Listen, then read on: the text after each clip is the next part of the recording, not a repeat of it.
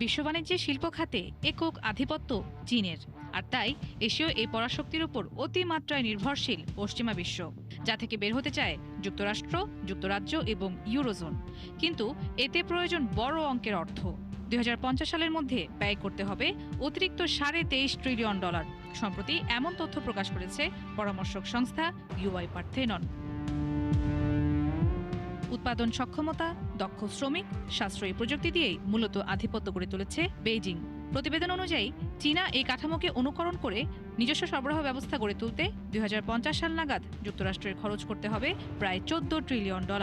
পাশাপাশি ইউরোজোন ও যুক্তরাজ্যের ব্যয় হবে যথাক্রমে $9 ট্রিলিয়ন ও $800 বিলিয়ন। উৎপাদন, গবেষণা, সফটওয়্যার, সরবরাহ শৃঙ্খলের বিকল্প গড়ে তুলতে যুক্তরাষ্ট্রকে প্রতি বছর ব্যয় করতে হবে $550 বিলিয়ন।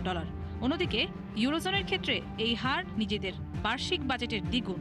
তথ্য বলছে, আগামী 25 বছর ধরে 3টি অঞ্চলে গড়ে $940 বিলিয়ন খরচ করলেও জ্বালানি, প্রযুক্তি, প্রতিরক্ষা ও অবকাঠামো খাতে বিনিয়োগ অব্যাহত রাখতে হবে। মূলত চীনে উৎপাদিত পণ্যের কারখানা পর্যায়ের দাম পশ্চিমা প্রতিদ্বন্দ্বীদের তুলনায় সাধারণত 20 থেকে 100% কম। চীনের ওপর নির্ভরতা কমালে বাড়বে উৎপাদন ব্যয় ও মূল্যস্ফীতি। বিশেষজ্ঞরা বলছেন, চীনের সরবরাহ ব্যবস্থা থেকে পুরোপুরি বিচ্ছিন্ন হওয়ার চেয়ে আংশিকভাবে নির্ভরতা কমানোই শ্রেয়। কারণ এতে শুধু সময়ই নয়, প্রয়োজন বিপুল অর্থ ও দীর্ঘমেয়াদী পরিকল্পনা। নুজহাত রাহনুমা, 71।